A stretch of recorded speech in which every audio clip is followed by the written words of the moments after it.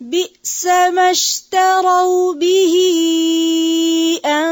أنفسهم أن يكفروا بما أنزل الله بغيا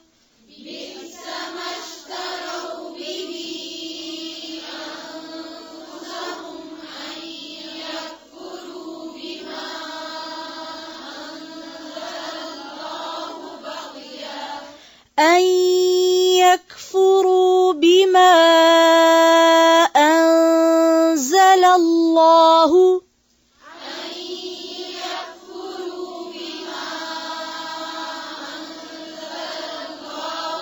یکفروا، اس کو یکفروا نہیں پڑھیں گے، پھر سے پڑھیں بئس ما اشتروا،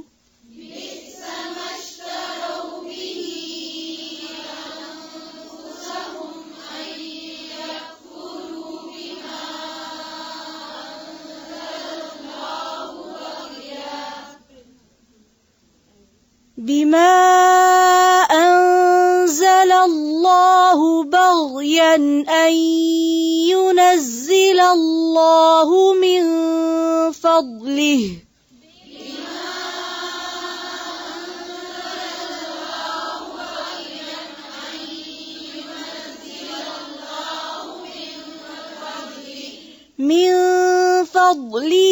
على من يشاء من عباده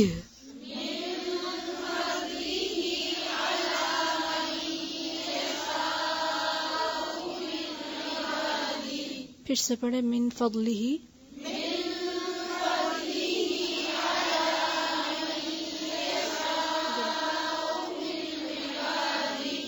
من يشاء من عباده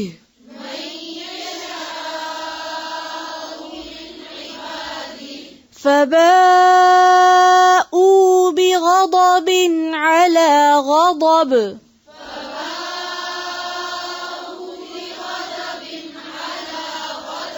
فباءوا بغضب على غضب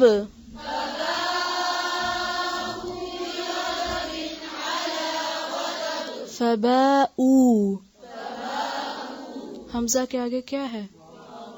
اس کو بھی مارک کریں، پھر سے پڑھیں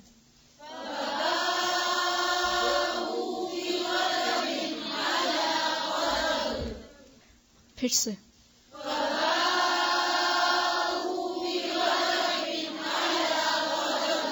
على غضب وَلِلْكَافِرِينَ عَذَابٌ مُهِينٌ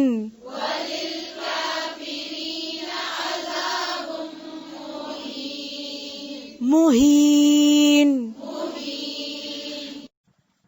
بئس ما، اب یہ بئسا اور ما دو الگ الگ ہیں۔ بئسا کا مطلب ہوتا ہے برا، اچھا نہیں، اور ما جب لگا کتنا برا، یعنی بہت ہی برا، بہت بری بات ہے کہ اشترو بھی، انہوں نے بیچ ڈالا ساتھ اس کے، کس کے ساتھ؟ کتنا برا ذریعہ ہے، کتنا برا طریقہ ہے، ٹھیک ہے، طریقہ مراد ہے یہاں سے، انفسہم اپنے نفسوں کو، ان یکفروا کہ انہوں نے کفر کیا، بما انزل اللہ ساتھ اس کے جو اللہ نے اتارا، بغین ضد عداوت کی وجہ سے، بے غین یہ خواہشات کی تکمیل کے لیے حد سے بڑھ جانا، کسی چیز کے حاصل کرنے میں جائز حدود سے تجاوز کرنا۔ اصل میں بغی کا مطلب ہوتا ہے چاہنا، کسی چیز کو لینا، تو چاہنے کی تو کئی قسمیں ہیں نا، اچھے معنوں میں بھی ہوتا ہے، برے معنوں میں بھی ہوتا ہے۔ اب تہوا جو ہے وہاں بھی چاہت کوئی اچھے معنوں میں نہیں، یہ جو بغی ہے یہ چاہنا بھی کوئی اچھے معنوں میں نہیں، یہاں یہ معنی ہوتا ہے کہ کسی چیز کو حاصل کرنے کے لیے اپنی حد سے بڑھ جانا، دوسرے پہ زیادتی کرنا، اسی لیے بغی کا معنی پھر زیادتی ہو گیا۔ ان کے ینزل اللہ نازل کرتا ہے اللہ، من فضلہ اپنے فضل میں سے، اللہ اوپر، من یشاء جس کے چاہتا ہے، من عبادہ اپنے بندوں میں سے، فباؤ تو وہ لوٹے پلٹے، بغضب، ساتھ غضب کے، الا غضب، اوپر غضب کے، غضب پر غضب لے کے واپس آئے.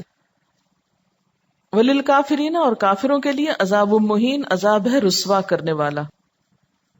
مہین کا لفظ جو ہے اردو میں بھی استعمال ہوتا ہے اہانت کے معنوں میں، اہانت آمیز رویہ. توہین کا لفظ کبھی سنا آپ نے؟ اس نے تو میری توہین ہی کر دی، بے عزتی کر دی.